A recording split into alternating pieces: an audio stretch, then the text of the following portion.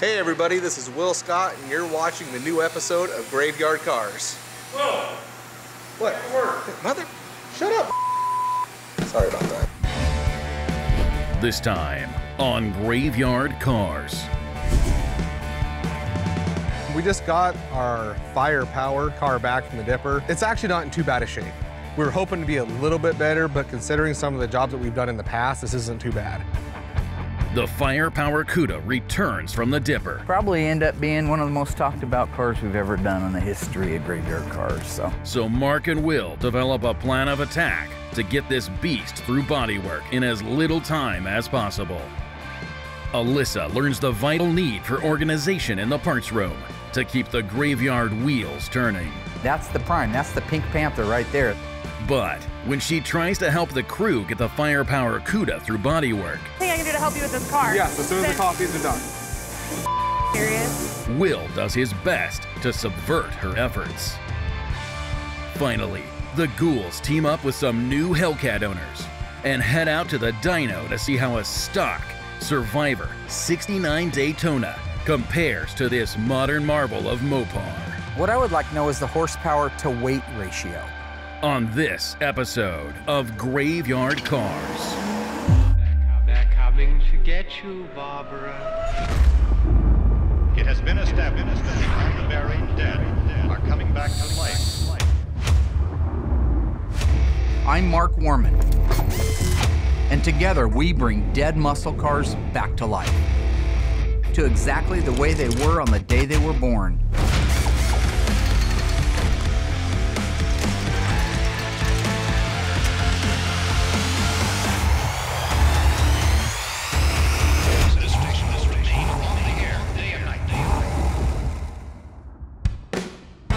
In case you were watching Hellcat videos on YouTube, or maybe just cat videos, here's what you missed. Alyssa took charge, Mike, there's no tomorrow. We gotta get this started today. helping Mike and Mark ready the 383 engine and drivetrain for Buck's 71 Challenger RT. Go ahead. Dave and Alyssa checked off the brake lines and the formed headliner with consolette. Sounds like we're going to be getting our suspension here very shortly, so. Finally, the ghouls installed the drivetrain and got this Green Go Challenger on its own four wheels. They're nostalgic. I mean, this is what everybody ran back in the late 70s, 80s. The crew was introduced to a very special project. I'm going to open the door and show you what car it is. Kind of surprising because you've had your hand on this car already. Oh, so it should be perfect. Yeah, exactly. A super secret 71 Cuda. The ghouls will be making way for a record-setting restoration because the total time for this car is 4 months. We're hoping for the best, but expecting the worst, because we always do. Will they be able to push it through the shop in time for its final deadline? Or are they biting off more than they can chew? So what I want to do is tell you what I'd like to have done so that you can relay that to the bodyman, because time is of the essence. We do not have the time that we normally would have to do everything, but we still want to do the same quality of job. Of course. Okay, looking right here, you see that we have some holes drilled here from an old repair. I want all these welded up, okay? You can see that it had body side moldings at one time. These need to be welded right. These need to be welded right. I want him to put a patch, which I just ordered from AMD, this lower quarter patch. Okay. I want him to put it on this and on the other side. Both of them need it.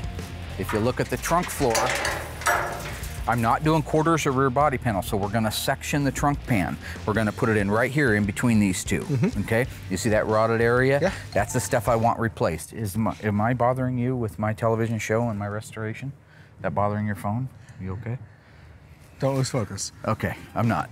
As far as the main floor, this can get a small patch in it, which I have all these patches coming. All these pieces are coming from AMD. Okay. I have a left-hand main floor, so he's gonna put a small piece in here.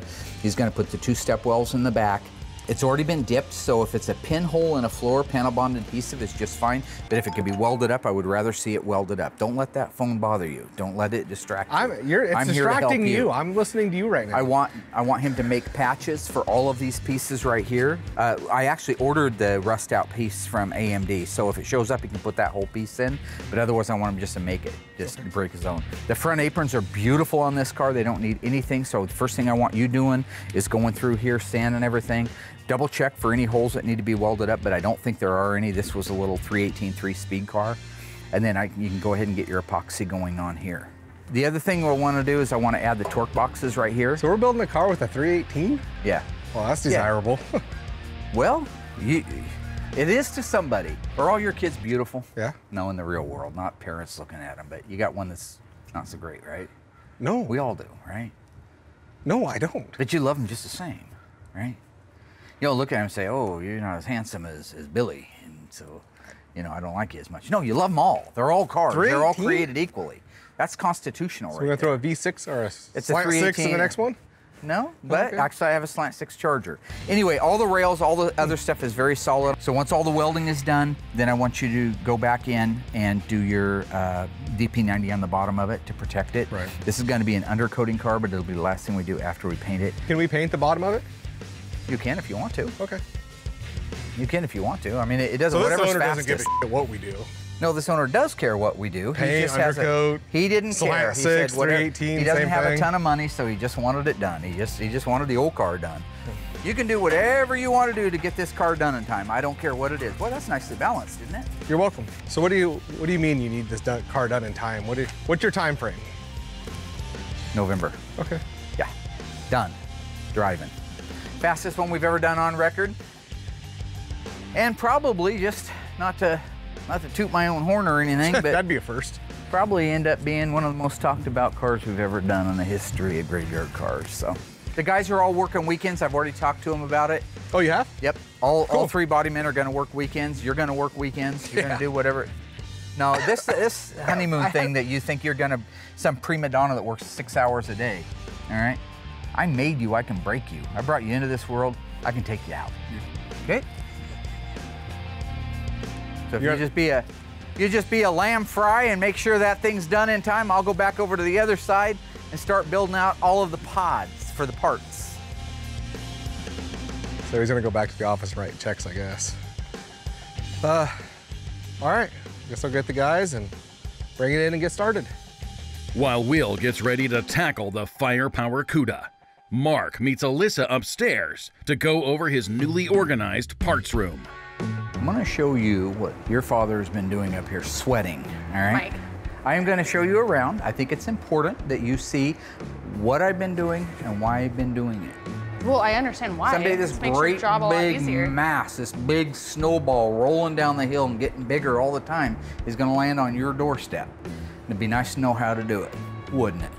Okay. All right. If you remember when you came up here, there was crate and pallet after crate and pallet, stuff full of stuff from all over the place. Yeah. That's when you left, because No. that was no fun. Incorrect. All right. We've got it reduced down to these bins. So what I'm doing right Wow. now is the final. I'm going through and saying, yes, I need these in the engine shop, I need these downstairs. Okay. Just kind of going through it, but that's all that's left of the unknowns. Okay. You go over to these shelves now. We put them together by engine, transmission, rear end, interior, glass. So now, instead of the way it was in the past, this is the only used stuff that we have on this premises. Okay. So if Dave is looking, let's say Dave is looking for a sway bar for a 69 Super B, all right? Not that he would, because I build all the suspensions, but say that he was. He comes over here, every sway bar on the premises at 3654 Catherine is on that shelf. So he walks Awesome. up. Here's one right here. He grabs it and goes. Or he comes up here. He needs one for a 66 Charger. He comes up here. Well, there's one for that too. Okay. He comes up here and he wants one for a Dodge Monaco from 1984. There isn't one. He goes back downstairs and orders it. Where in the past he'd start there, work his way down, around, in and out, lift up stuff, put it back down again, then go into the first room, then go into the second room, then dig through all those because nothing was organized. He can walk up here, got it, go. That's the name of the game in the organization. If we're gonna start putting 12, 14, 16 cars a year out, Every minute is valuable. These are all the used engines that we have. Other than that, Tony's got one here that he's storing, a 68 426 Hemi. Another engine that a guy bought, this is an unstamped engine, no date codes on it, kind of like a warranty block type thing. So when you have a car missing the original engine, Yeah. got a 70 Super B 446 pack 4-speed engine, Super Track pack, FC7, white top, white interior, console shift. When you have that and it's missing the original engine, gone. You have two choices. A date-coded correct one, but it would have a VIN number off another car on it, but it'd still be dated correctly for the car. Like we've talked about on so many Or cars. one that has no stampings on it, an over-the-counter block with the right date code and no VIN. So why does it have That's the best. That's the dates? creme de la creme. That's the Chachi loves Joni and they're doing weird crap in the back of Fonzie's motorcycle. So how does that happen though? Because that engine could have been a warranty engine that they had in stock and never put in a car. They Those made cars it and they blew were up waiting when they for were a brand car. new. Okay. They could be 2 months old and some guy goes out and misses a shift and he blows the engine up. So they had those on the shelf waiting to go into cars. If it never got sold, it's new old stock.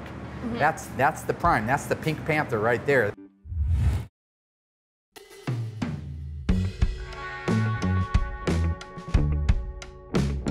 The body man came out here in the yard to check this 69 GTX out for some the door hinge placement and type of bolts and stuff they were using. And lo and behold, when they swung the door open, they found a big old hornet's nest in there.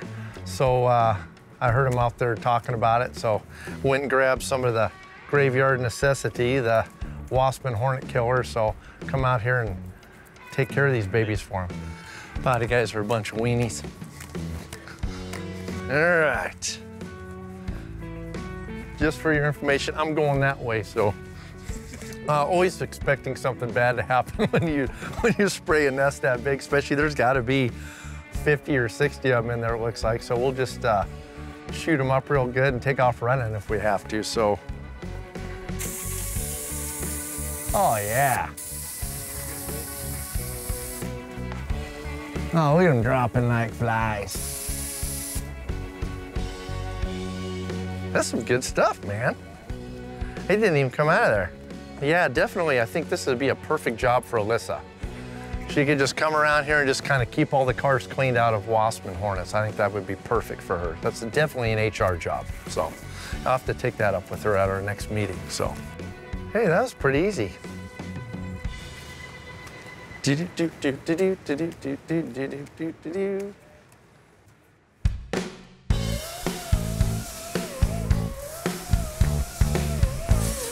Doing? Hey. Hey. Can I help? Yeah, we never got our coffees this morning. No, seriously, There was no list. The list is on there. It's not up there. Look. No, it is. So I know I would these. rather help you guys here. I don't want to make coffees today. Well, you offer what you can do. I know Josh wants one and I want one. Adam. Okay. He wants this chocolate milk. Anything I can do to help you with this car? Yes, as soon as the coffees are done. Serious? You're like gonna make me do this whole little song and dance today? Yeah. First it was dressing me up, now it's having to make coffee. Yeah, but I really need the coffee. I didn't need you to. I'll be back. I'll be back here for coffee. Yeah, so I went up and asked Will if I could help him on this car, and he told me not until I make him a coffee, which that's Will for you. Like, I can never, helping him out isn't enough. I always gotta go and do some stupid task beforehand to prove that I like deserve to help. Stupid. Okay. Here you go. Where's the lid? We're out of lid. Was that so hard? Oh my gosh. Okay, so you ready to help? Yes. Okay, safety glasses. Okay, I'm ready. This area through here, looking like this. So you kind of, yeah, you're gonna have to This is how you've been working this close to George? Yes. See all this? So you really got to get up in here. While he was there? Do what you got to do. So this whole area. George, I'm right behind you, okay? Okay. So he knows. Okay, so. Yeah, you got to get in there. Okay. Well, you got to kind of hold it like that. There you go. Yeah, I think this is good. A, I got a coffee out of it, which was nice. B, she's doing my job for me. And C, she's got George bent over in the car, which looks quite funny. So I really didn't think it was gonna work this well. I just kind of thought, hey, this would be kind of funny. But it's working good. I just needed her to get more of a lean over George. And then I think we'll be set. So yeah, after she gets that whole jam area cleaned up, kind of right over George's right shoulder, there's some cleanup that needs to be done. So I'm gonna have her get really deep there in a minute. What? What did you say?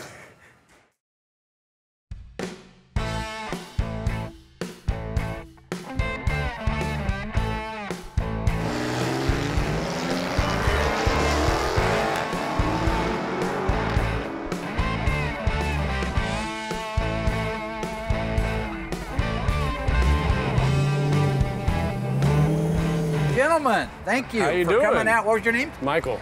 My name is Michael Juden. Me and my father, Mike, are the owner of the 2016 Hellcat. Mark Warman. Nice to meet you. Melissa. Mike and Nice to meet Michael. you. Yeah. Jeff. And Jeff, Big Jeff, all right. My daughter Alyssa. Nice. Hi. Oh, nice, nice. Yeah, we got it from the- Summers. Yeah, buddy of mine, Chuck Summers, yeah. Yeah, my dad, he wasn't planning on getting it, but you know how it is. You go to look at a car and you end up buying Don't go to the grocery store hungry because you're gonna come home with a Hellcat. Right. Ever since I've been growing up, my dad's always talked about getting a muscle car. He mainly wanted a 70s Cuda, possibly a Challenger, but they were always way too expensive. I was out of town working in Detroit, and he called me on my cell phone and left me a message and said, "Son, I think I bought a Hellcat." Wow, that's a good looking machine. I like the hood. Thank you. I don't know if you know it, but this is very AAR CUDA style. Oh, See that? real nice. That's the one that started it right there. Yep. Just a little note there for you. Oh, okay. Yeah. Next time you're riding around like everything's everything, just remember, AAR started it. Yeah, very cool. Is that the B5 Blue? Yep. That would be it. Nice. Paddle shifter? Yep. Basically, this is automatic, and then you have to shift it over to the left to enter manual mode with the paddle shifters. But you could just drive it with this. Yeah. Yeah. Just okay. automatic normal. All right. Girls like automatics. So we're thinking I want to do a little comparing with some old school. That's one of the few cars on the lot that run too. It is what it is. Most of them are pretty dead by the time they get here. But that's a nice, clean, original, old, kind of almost a survivor car. Got a ton of miles on it. The guy bought it brand new. 375 horsepower, rated 440 Magnum in '69. I thought it'd be cool. Take these up to the Marcola Way Station. Yeah. Drive them across the deck. See what that one's real, true, live weight is with nobody in it. Same thing for this. Yeah. Then go over to a place in Eugene that does dynos. Okay. Has a dynamometer. Yeah. Take that over, do a dyno on it. Take that over, do a dyno on it. And then do a comparison. Just mostly, we already know that car will blow the doors off the Daytona. There's no, it's not a mystery. Yeah. Scooby-Doo ain't gonna come out and solve it. We already know the answer. What I would like to know is the horsepower to weight ratio. Okay. I want to know exactly how that plays because dragsters, race guys, that's one of their big things. Horsepower to weight, horsepower to weight. Yeah. Sound good? We'll meet you out You there. ready to rock? Oh, yeah. Ready to do this Born. thing? I thought I'd take just a second and catch everybody up on Operation Firepower. That's our 71 Barracuda. Since it got back from the dipper, we've really been burning on this thing. So I've got all of the under hood stuff done. There were a few holes that needed to be welded up. There were some dents in there that needed to be repaired. This is all your inner apron area, core support, upper cowl panel. All that's done and now setting in epoxy, all right? We're putting in sections of floor. It was a really nice car. And so, yes, if it was a customer's car, something I was doing for a client, I probably would have I would have had more time, number one. I would have had more budget, number two. And we'd have put complete floor pans in it. In this case, we have no time, we have no budget, and the rest of the floor surrounding the area where we're putting the patches was perfectly fine. So this is kind of a bit old school how we're getting to our finish line with this one. Once he's finished with that, he'll put the rear stepwell pan in, that's down here. Right now he's putting this main section in, which is the front half of the right floor pan. Now one thing that's cool is with Auto Metal Direct, you can get just one half of the floor, left half, the right half, or the whole thing is the thing. I knew that was a bad idea. Is it burning Yeah, through? it's blistering the undercoating. Mark gets in these modes where he's like 100 miles an hour, which is awesome. Problem being is he wanted these undercoated with the spray and seam sealer now. Not tomorrow, now, because there's no tomorrow, it needs to be done now. So now, as opposed to being ahead of everything, we have to go back and fix that because he needed it done now. So sometimes he gets a little overly excited, and now we're already just a few days into this project, and we're going Getting ready to order lunch. You want me to get you some French fries and a wah shake? crying about, man? Get your job done. I'm a businessman. This is what I do. This is why you sit in the office. But what does that hurt? I got more done sitting in the office than you do in an entire month. So, yeah. Well, you're nice the try. owner of the company. You should. Yeah. Okay, it's a great answer. Thank That's you. the loser's credo. All right. Don't get too close behind. Yeah. You. Good point. Not that there's anything wrong with that. The firepower car's here. Everybody's hard at work in the body shop on the firepower CUDA. So I'm gonna take some time to catch up on Buck's 71 Dodge Challenger. I'm gonna go ahead and start with his driver's side mirror. I'm gonna try to get some glass in the car, but it's always nice to get that driver's side mirror in first. That way you can get to all the fasteners without that glass being in the way. So I'll go ahead and slide in the remote cable, get it fixed down on there, get the screw set in, get her tightened down, and I'm ready to go on the glass.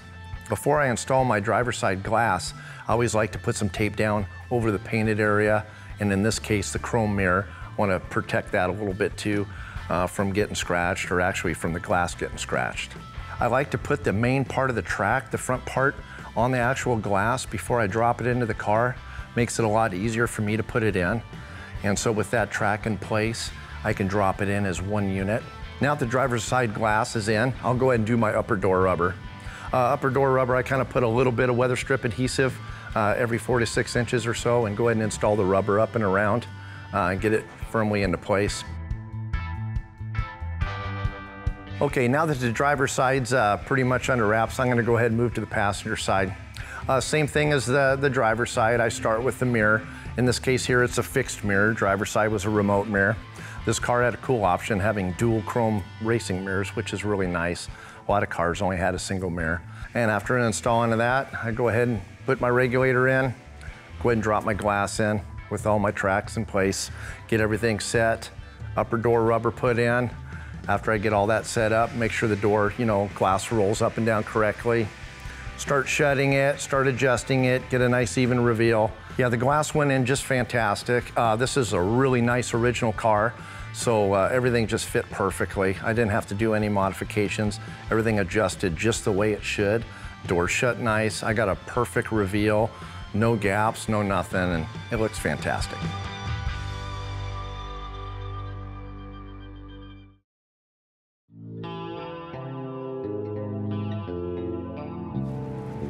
Will. What's happening? Hey. So I just talked to Dave, and he said something about killing wasps. Okay, that makes sense. I didn't think it made sense either. No, I said it makes sense. How does it make sense? Human resources. You're a human resourcing wasps. Okay. So go into the mixing room, and I think underneath there is a paint suit. No, I'm not doing this again. Hear me out. Seriously, do you want to go out there with bare skin? Yes or no? Are these aggressive wasps? They will be when you shoot them. Okay, so I have to dress up like that again. It's for your protection. Alyssa is truly like a sister to me. I love her with all of my heart. With that being said, you always have to have fun with your sister. You can't just let her just come in here and just do whatever. You gotta give her a little hell. But the hell that I give her is just humor for the people at home and myself. So she's not getting hurt. There is a chance she could get stung, but it's a little excessive what we're doing. But her best interest is always at heart. Okay. Really? No. You're a beekeeper. Embrace it. Are you serious? Yes, I promise you look like a beekeeper. I'm not a beekeeper. Today I'm going you to are. kill bees. Right, but I think they do the opposite. don't know that. Okay, so let's head outside. What is this? Okay, this is just to get you loosened up in case you have to run. You ready? Yep. Go. Come on. Whoa, what are you doing? This is right. It is so wrong. You got it. Okay. And back. This way? Sure. You gotta pick your own path, I see. All right, see? How'd I do? Good, except you went in instead of out, but that's fine. Alyssa puts bee wrangling on hold to join her father and the new Hellcat owners for a weigh-off. It's time to find out how much each car weighs before we test them out on the dynamometer. Those two measurements will give us the weight to horsepower ratio. Right now we're at the Marcola Way Station down the highway here heading into Springfield on Marcola Road. The last time we were here was back in season 1. I did it, 130 on wet roads. That's adventurous, we're stupid. It's kind of cool because that's nostalgic for me to be able to come back out here. What we're wanting to do today is wanting to do a real live version weigh-in of the Daytona Charger and the Hellcat. You can trust all the magazine numbers and the articles, but I just like to see it for myself. I'm gonna put the car at 4050. That's my weight on the Charger Daytona. Well, you're already That ain't wrong. bad at all. 4320. All right, Port, get out. What? You guys laughing. I honestly have no idea, so I'm just gonna take a wild guess and say 4100. Dang, it's under 4K. That's crazy. Good Lord, you weigh a lot. Are you sure it's me? Well, I don't know, you got out and that thing started squeeching and flipping like some kind of a slot machine. Okay, Dad. 3960, not a bad guess, not a bad guess. 3960. That's real, because that car's pretty complete. The jack and the spare are even in it. I mean, that car's real complete. All right, pull it off. I would expect both of them would be within a reasonable range of that. And I think Chrysler's calling that one in at 45, 46, somewhere on the Hellcat. That sounds nice, though. Right there. Right there. Good. Stay in there and let it calculate. Probably guess the Hellcat to be somewhere between 4,400 and 45, so I'll go with 4,450. Want to see what you weigh? I don't buy 150. 150.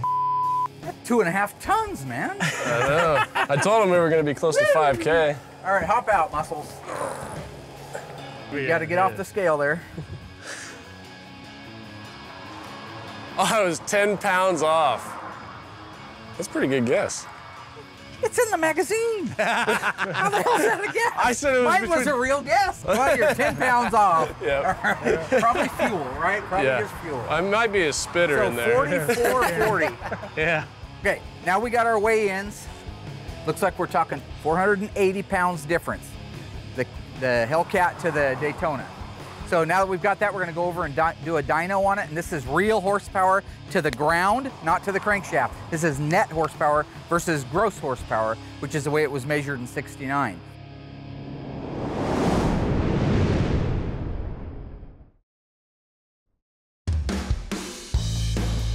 All right, we're working on our 71 Dodge Challenger door. I learned something new today with the regulators. A lot of the 70 stuff is 70 specific. They just kind of did that on the Cudas and the Challengers. I mean, it's pretty self-explanatory. I mean, if you've been around the cars. Today I found out that the 71 door frame, the actual inside of the door frame, is different than a 1970. You can see this has got a really small slot on it here. So when this gear comes up, when the window's going down, see how it stops right there and it's got plenty of room in that opening. On the 70 regulators, whenever this gear comes up, it would actually hit, the regulator would hit right on the edge of that. So the 70 door frame actually has a longer slot right here. It comes all the way out to here. So whenever that gear comes up, it's got plenty of room to rotate up into there. At first I thought, oh, I wonder if it's just a little bent and it's not coming up all the way. But it turns out that whenever I looked in and found a 1971 car out there that was all original, the 1971 regulator, the throw is actually different on the gear. So the gear doesn't come all the way up. It stops short, excepting, you know, this smaller hole, and so there's your problem. So I tried to put that 70 gear into a 71 small gap. That's where I ran into my problem. So swap the regulators out. As you can see, it works perfect now. So ready to finish her up.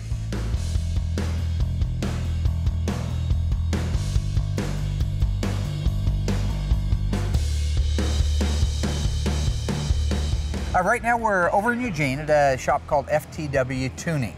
They have the only dynamometer in town, so they have generously offered to test our horsepower on our Daytona Charger and our Hellcat Challenger. I have no idea what to expect. I do think the Hellcat's gonna blow the Daytona out of the water, so it's kind of a waste of our time, but it's cool that we're here. It's 50 years newer and a lot more technology. Honestly, I think the Hellcat's probably gonna do better. I mean, a lot of people love the old style muscle cars, and I'm just a fan of the newer style muscle cars. They handle much better, they have a lot more power, but I mean, if you can afford it, you might as well get an old one as well. I'm just telling you that in 1969, this thing set and broke world records. And I respect the fact that Dodge is still continuing to be cool. Absolutely. Yeah. Hell yes, I respect it. So the first one up on the dyno rack is going to be the Daytona Charger, rated at 375 brake horsepower. Now that was to the crankshaft. What we're going to measure is how many of those little ponies are making it down to the ground between the tire and the earth. 200 horsepower to the dirt. Can we do it now? I second that, yes. Let's shoot this maternal lover. He's got issues.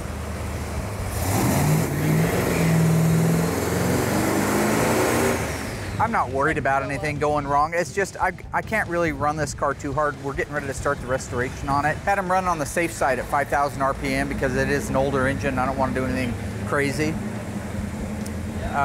So it sounds really good and healthy, but it was putting out about 205, because my guess was 200. So I told him to take a couple hundred more RPM, maybe to 54, 55, and see what it was going to put out. So that's what he's doing now.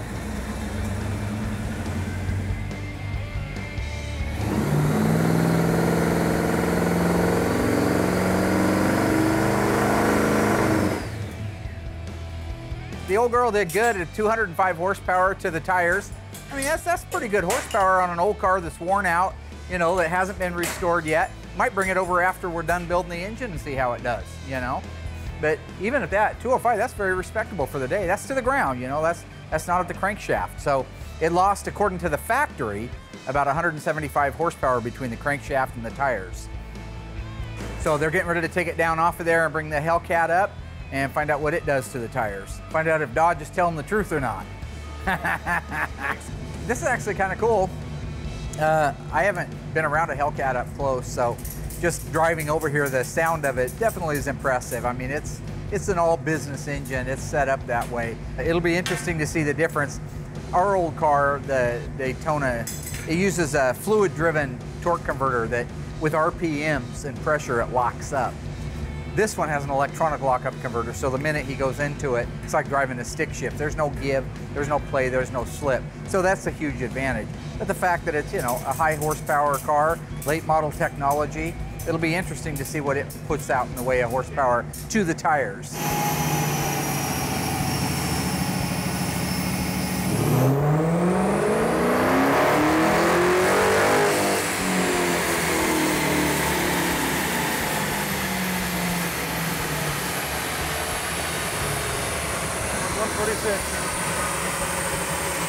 Your Subaru sound like that?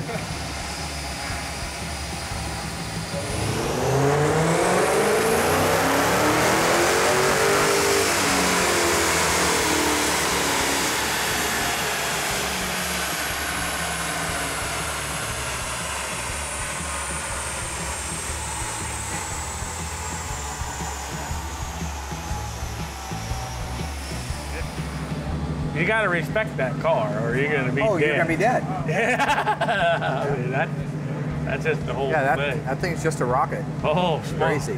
I'm so proud of Dodge. I mean, they were doing it back in the day, and they're doing it now. Oh, yeah. They always pulled out all the stops and came out with the Hemis and the six-packs and the Superbirds and Daytonas and the crazy graphics and air grabbers, pistol grips. I mean, they were always on the cutting edge. Now they come out with this insane contraption. Oh. You better respect it or you're gonna be dead. Oh, yeah, that's a fact. So under ideal conditions, it's gonna run at 680 horsepower. But today we've ran it a couple times. It's really hot. I think it's over 100. It feels like it. So it's running at 650, which is still amazing. It's great. I mean, what more could you ask for? And when that's gonna take flight. It's a factory production car, and it's putting 650 horsepower to the wheels.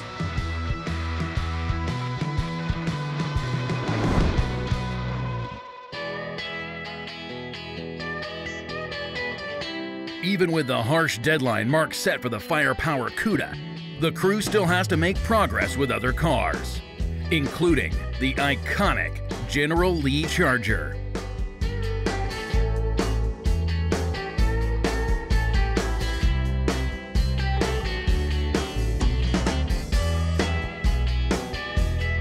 the body men lay down some elbow grease and finish out the back end of the car.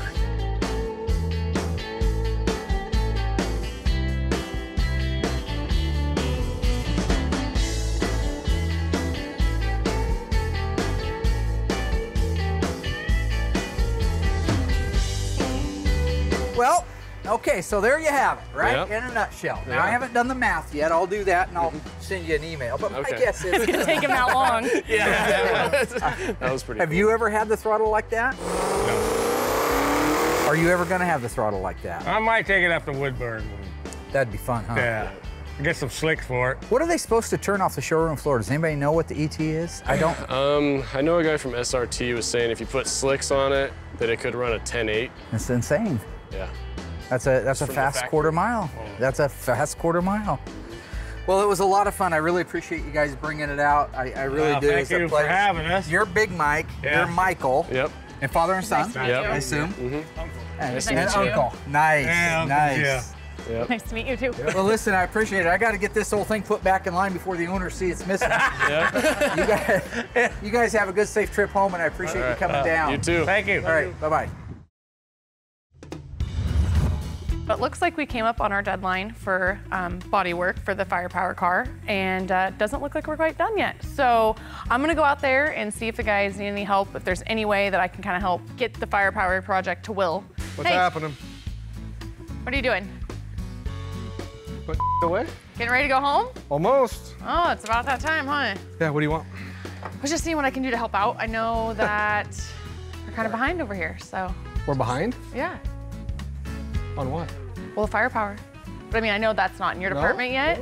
We're Yeah, on I know we don't schedule. have- We're at 0 days. As long as I walk in tomorrow and have it, we're right on schedule. Which, looking like that might be a little iffy. So is there something I can do to help? Why is that looking iffy? My God, What part is there looks- something No, I I want to can know do what part looks iffy. to help? Why Well, does that it car matter? is right on schedule. This backfired. You know, I I'm just gonna thought- go ask Josh if he needs any help because He's doing body work. Let him do his body work.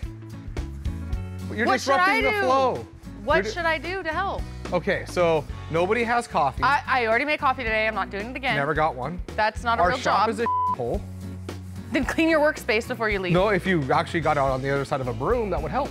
That's helping I us. do, but I sweep the engine room when I work in there. I never. Okay, now I'm you're working coming down here to work, so it's the same thing. Yeah. Okay. Fine. I'll sweep, but everything but your section. Oh, I don't have a section. My section's in the paint booth. You can't win. Okay, Josh. What can I do to help? You know, honestly, there's not much to do after, I mean, me and Ryan pretty much have it licked until we get it over to Will. So we're just finishing up this side here, the driver's side. Wow. Just the bottom of the fenders, part of the rocker, and part of the quarter, and it'll be ready for Will. So Wow. honestly, yeah, there's not. So we're actually gonna make a deadline? Yeah, I hope so. Yeah. I was supposed to get this to Will a couple days ago. It's taken a little bit longer than we thought. But technically, today was the last day on the deadline. We pretty much have this all Alyssa, taken don't care slow of. Josh down. You asked me first, do you want to help or not? Yeah, sure. I'll see you later, Josh. Have a great one. Oh, man. Oh, I see him. Okay, you got to spray. Oh yeah, see, you got one. Oh yeah, there you go, see? There's still more. They're all, Hill him. yes. Hill him. Oh, coming out now. They're coming out now. What are you? Okay. Call me if you need me. You're all good to go? Oh my gosh, thank you. You're what? You thank Dave. Oh, I will. Okay, so go ahead and go to the fender. Once I got a chance to get back to the graveyard, start digesting some of the numbers, I got the calculator out. Remember now, our Daytona's the original car. It was bought brand new by the same owner that still has it today, so it's pretty much the way. Wheels and tires have been changed. Chrysler, when they weighed them, they were dry weight. Ours probably has some fluids in it. It's got your oil, transmission fluid, stuff like that. But we ended up with 3,960 pounds. So that's just on the backside of 4,000 pounds. When we ran it on the dyno, its max horsepower was putting out at 5,500 RPM, 205 horsepower to the ground. That rear tire was creating, right where it married the ground, 205 horsepower. The Charger Daytona, it was a unique car, unique styling, unique idea behind the concept of the nose cone and the wing on the back. It was designed for one purpose, and that was to go around that track at NASCAR as fast as it could. And it did that. It won 22 or 23 races over its time period before it was banned. It also held the record, the first car at NASCAR to go over 200 miles an hour. So this is a pretty world-class design for its day. Now let's fast forward 40 some years, all right? The Hellcat, amazing car, everybody's talking about it, right? 2016 model car. We took it out and weighed it, weighed in at a total weight of 4,440 pounds. That was wet, again, it had fuels in it, which Chrysler usually weighed them dry. Took that over to the dyno, all right? That one at the same, ironically, at the same RPM of 5,500, was creating 681 horsepower to the dirt. To the ground. That's a lot of earth being moved. That's an amazing task. A heavier car, yes, but way more horsepower. Now let's crunch that down a little more. The Hellcat, 2016 Hellcat, nasty fast car, creates 0.15 horsepower for every pound of the car. All right, put that into perspective, okay? Our Daytona Charger is 0.05 horsepower for every pound of the car. The Hellcat has 3 times more horsepower to weight ratio than the 1969 Dodge Charger. And that's just amazing. That just shows you how much technology, number 1, has gone into the cars today, and 2, that Dodge is still on it, still doing great things. That's pretty amazing. I love this kind of nerdy stuff, so for me, this was a great visit to the dyno shop. In case you got distracted with Hellcat videos again, here's what the Ghouls knocked out so far. Fastest one we've ever done on record. The Firepower CUDA came back from the Dipper, and Mark made a game plan for Will to oversee its progress through the body shop. Under Mr. Scott's watchful eye, the CUDA made it to day 0 with help from Josh and a little help from Alyssa. Mark gave Alyssa a primer on staying organized. If it never got sold, it's new old stock. That's the prime, that's the Pink Panther right there. And how parts are the lifeblood of the shop. Dave cranked out the door glass and trim on Buck's 383 Green Go Challenger RT. Mark got to meet some fans and test their new Hellcat against a stock Survivor 69 Daytona at the dynamometer for some real-world numbers and a sobering reality check. Finally, Alyssa took a course on Wasp management, but will she pass her final exams? Yeah, definitely. I think this would be a perfect job for Alyssa. Are you serious? Yes, I promise. You look like a beekeeper. I'm not a beekeeper. I'm going to kill bees. Right, but I think they do the opposite. They don't know that.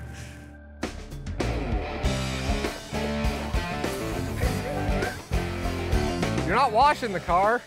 Get in there.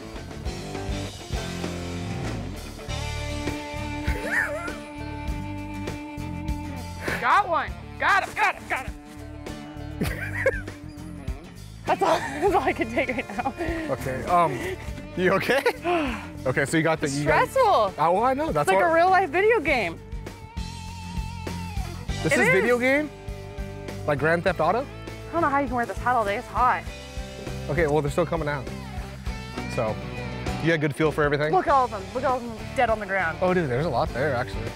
Yeah, see? You just made my job safer and Dave's. You're welcome. All right, keep it up. There's the high five that you and Dave do every time something good happens in your life. So you should be good from this. What? What was that? Okay, well, keep up the good work, and I think I'm gonna call it a day. I mean, I see where this might have been necessary to keep me from getting stung, but I do feel really stupid out here running drills around rims in this suit when it's 100 degrees. So Will's definitely gonna get it this time. Like, I can't let this one slide under the rug again. I have to get it back. Are you done? Are all the bees dead, or are you gonna keep going? But maybe I'll get my dad to call a professional to come out here and do it.